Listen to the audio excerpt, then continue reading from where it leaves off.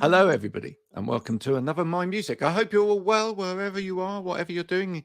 If you are indeed enjoying this from the British Isles, and it is within a day or two of us recording, it's hopefully good weather. Finally, have had some wonderful weather. Have we not? Our guests today, Milkie, have just been talking to me about that. You're enjoying good weather in Bristol? Been basking in the sun all day today. Yeah. Beautiful. Good day for getting out there. Not necessarily being in a recording studio and making music, but maybe going out busking. Don't get arrested. Or just listening to music lying in the sun. Something like that. We will be back to talk to these wonderful people straight after this.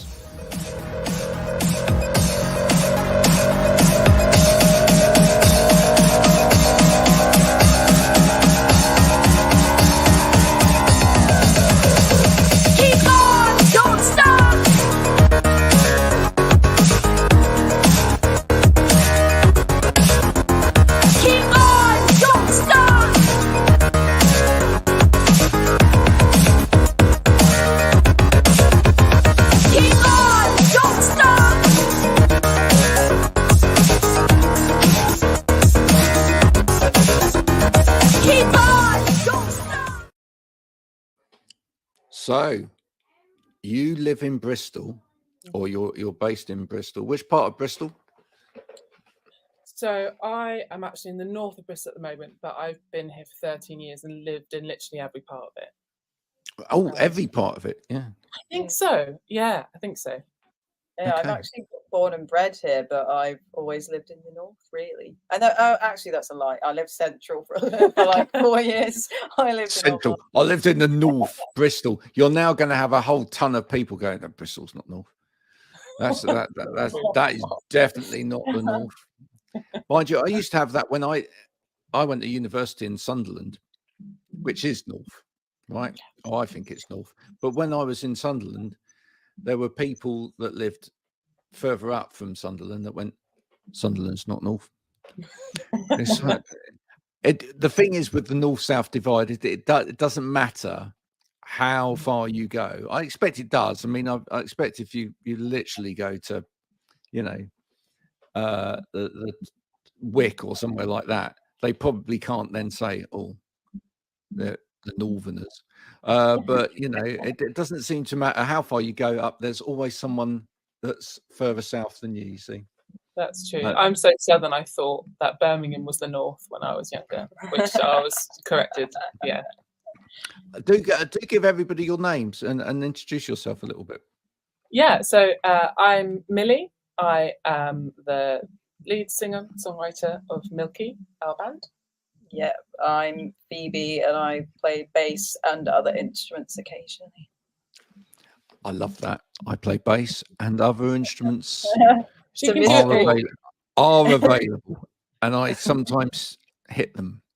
I love that. How did the two of you meet? Oh, funny story, actually.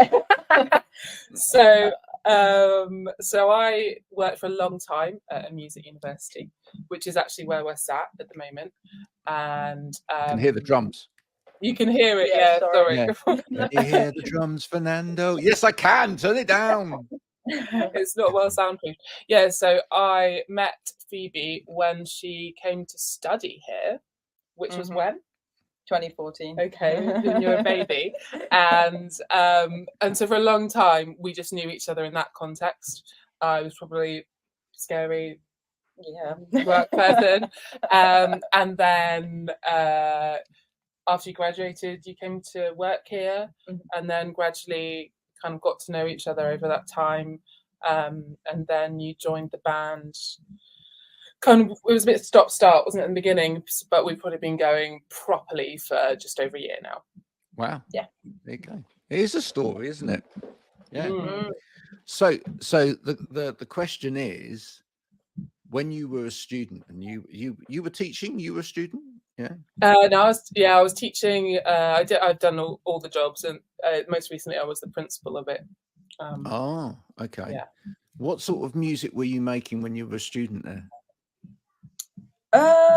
It was kind of like ethereal, folky stuff. I was in a duo for a bit, Yeah, so think like Joni Mitchell, but with inflections of something else. Like, You know, like it's like those slow Bristol dive piano- or something. Yeah.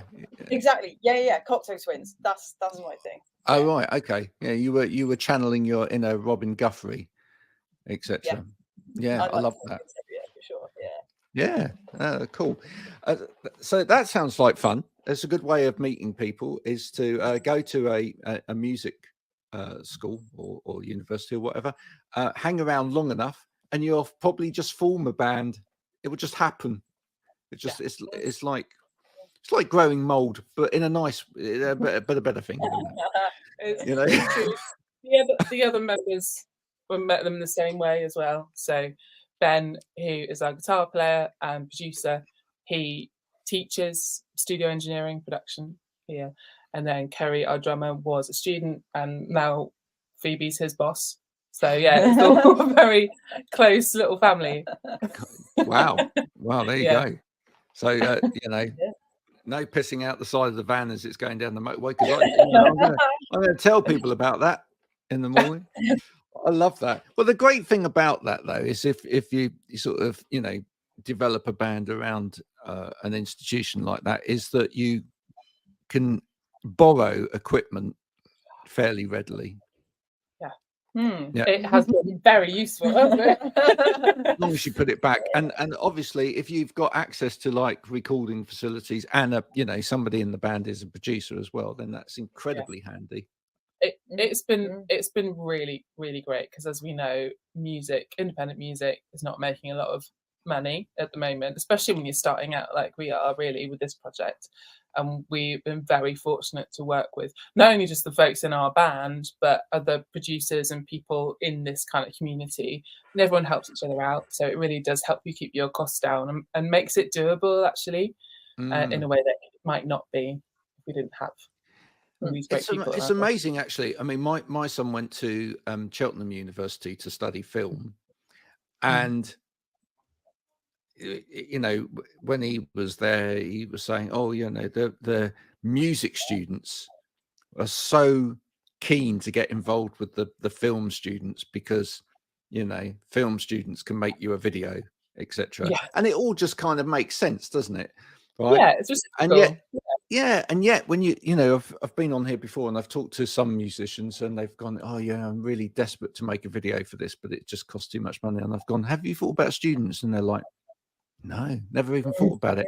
I just think something needs to be made more of that, you know, we should have more sort of like schemes, introductory schemes, where you go, "Look, musician who's possibly going to do really well over here, film student, you know, hello."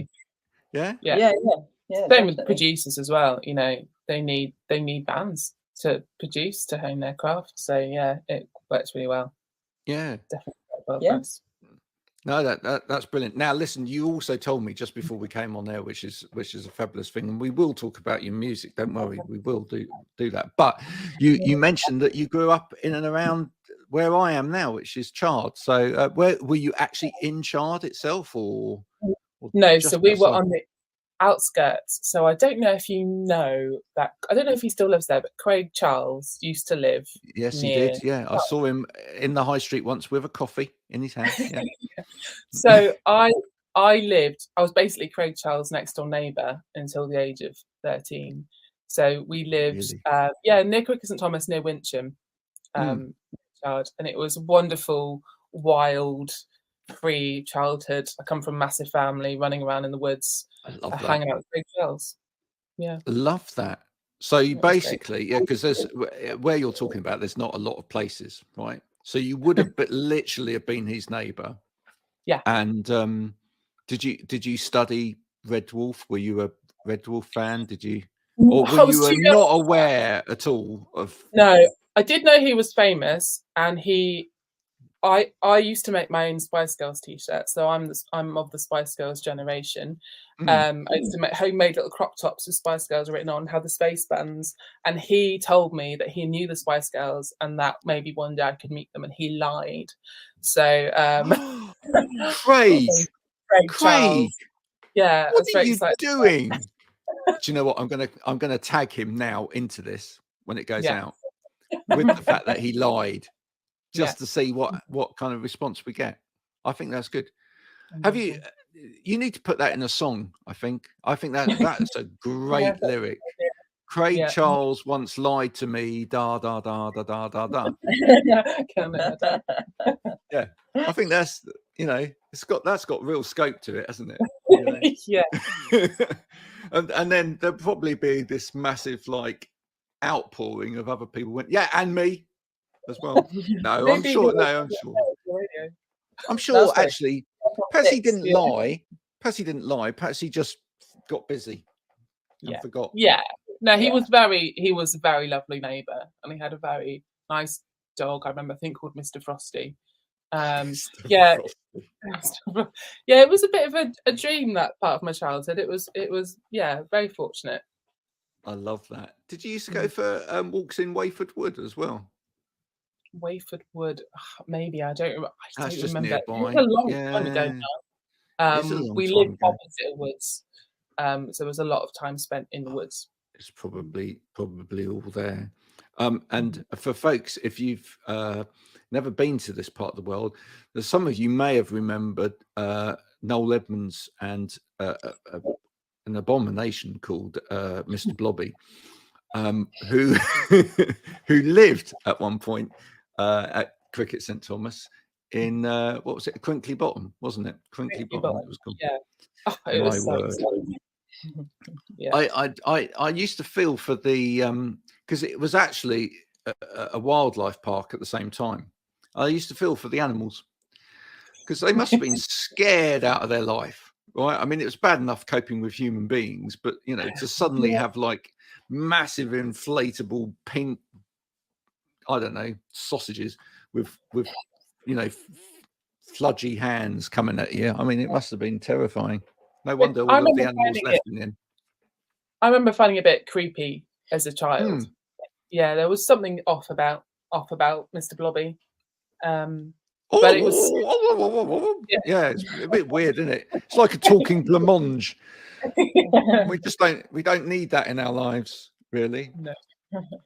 So tell us about your music. It's quirky's a good way of describing it. Yeah, it's kind of sort of alt pop. It kind of reminds me. There's elements of it that are kind of a bit Talking Heads for me. Okay. Yeah. Yeah. It's always evolving. It's funny actually because we've only got a couple of songs out at the moment, but actually our whole catalogue, it jumps around so much in terms of genre, and I think that's quite key to the way that I write songs. I write a song and then find an arrangement that works for that song rather than having a defined sound. I think the tracks that we've got out at the moment maybe lean a bit more 80s, but then there'll be some stuff that is it's fingerpick guitar and not much else. So it definitely moves around, and I think it probably always will, which is good and bad. It's an absolute nightmare in terms of marketing. Yeah. At the moment, I think there's so much pressure on young artists to have a defined product. What is it? And for me, that takes the joy out of the process of creativity and writing and learning. So I just don't care. I'm just going to make the music that I like, and it will keep evolving and changing. I mean, at the moment, I'm writing stuff that's much more electronic and dance influenced. So I know that will continue to change. But yeah, I just love songwriting. I just think it's amazing. Interestingly, a couple of weeks ago, I was asked by a current music student who decided to do his music project on marketing, etc., and wanted to interview me about it. And he was asking kind of like, how do I get people onto this? And what it's like dealing with PR companies and all of that sort of thing. And then one of the things he asked was like, if I had any advice in terms of him marketing, because he's got two bands, and how to go take what he does to market. And I'd love to talk on this a bit more, because I do feel like, having spoken now to almost 400 artists. I'm getting a rough picture of what might be a good idea. But I do feel like where a lot of artists go wrong is that they actually, when they center on the marketing, they center too much on the music, which might sound a bit odd, but I actually think if you want to do what you want to do, and by that I mean you don't want to become part of a marketing machine for somebody who then goes, oh, actually we need to make you a bit more malleable and make it sound a bit more like this, so that we attract that particular avatar of that particular demographic. Then actually I think the thing to focus in on is you rather than the music, because that uniqueness is the thing that's going to actually get you the following.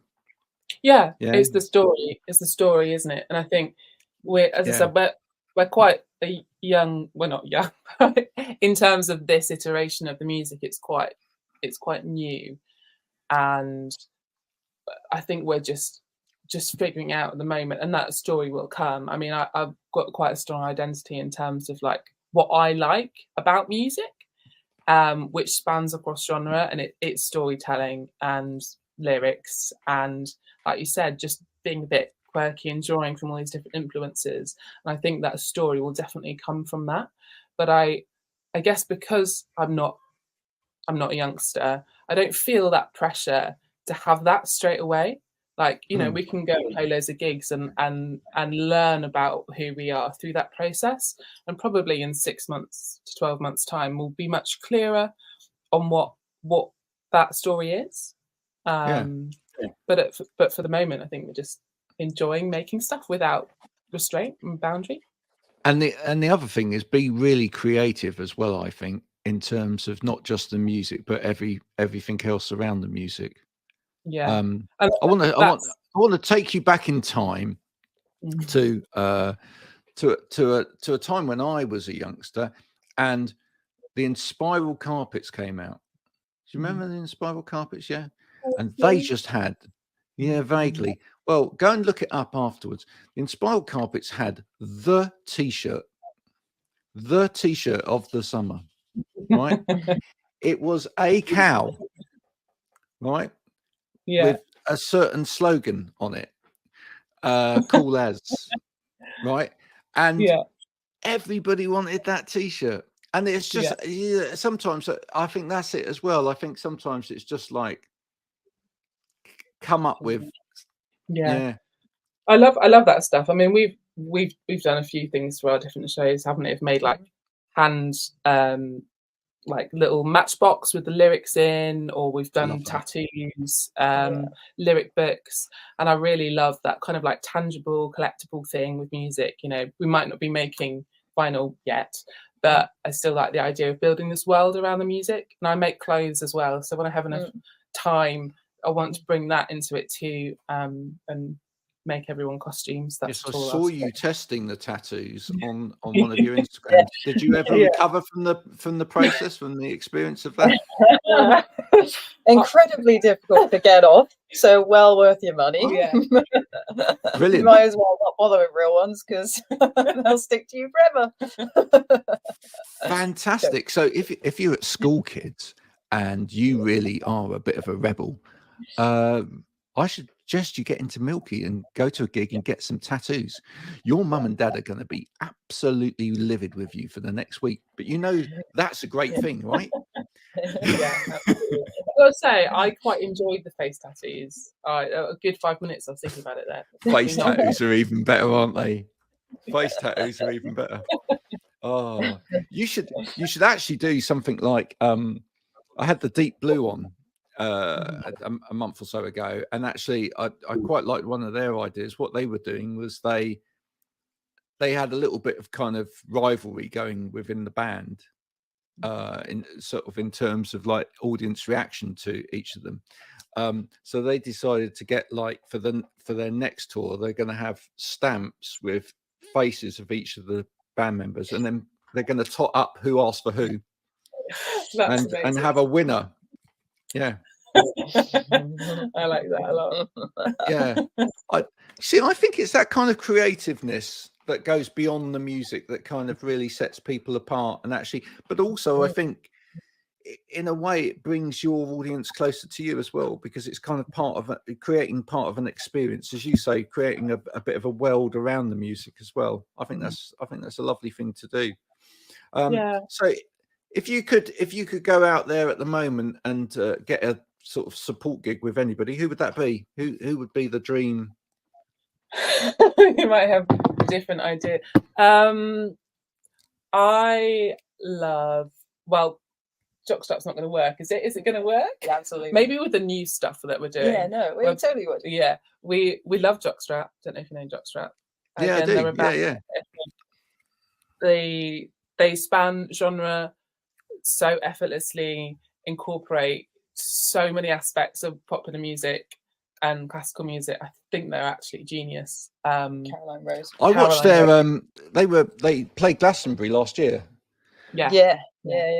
And their live performance at Glastonbury, which was aired, which was quite surprising to me, was I was thinking one of the highlights of the whole festival. I honestly thought it was.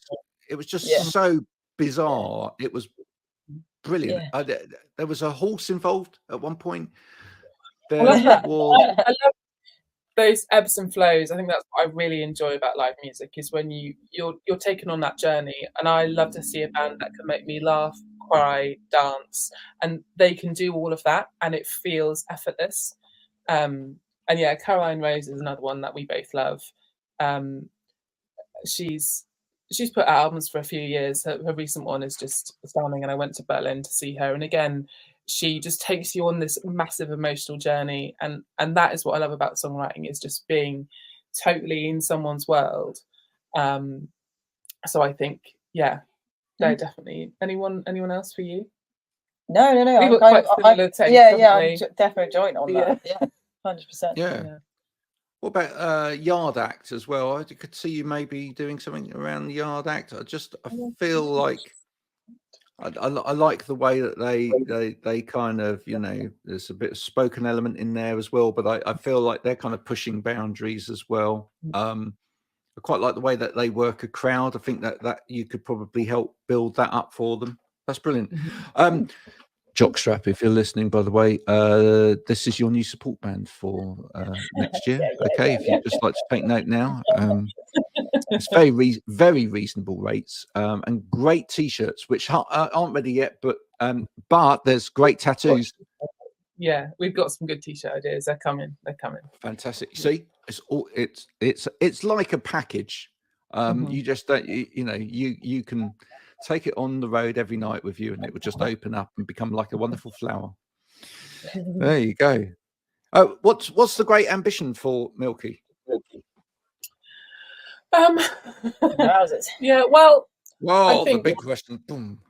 For me, I just want to keep making music that I am excited about, and that is really it. And maybe that doesn't sound very ambitious, but for me it is. I think that's massively ambitious. To keep growing and learning, and I've sort of accepted now that by the time I release something I hate it, but that's fine, because I liked it once, and I just feel really fortunate that I've got all these amazing people to kind of keep doing that. And I'm actually going to go back to school and do some production masters next year, and just keep kind of pushing.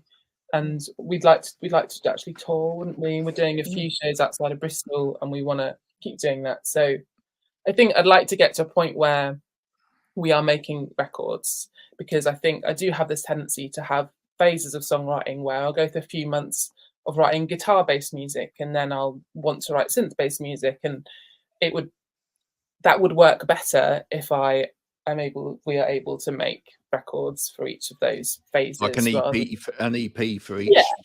Yeah. So we're making an album at the moment, and it's evolving. The first half was all guitar music, and now it's like, I've decided I love sampling. Well, you know, the great thing about that as well is that you see that then fits into the marketing strategy. You see, you're beginning to bring it back in the other way, because then what you can do is you can do, this is the EP of the or this is the t-shirt of the EP of the tattoo of the, you know, whatever. You see? It's just tightening it all up a little bit. But we're getting there. That's and for brilliant. you?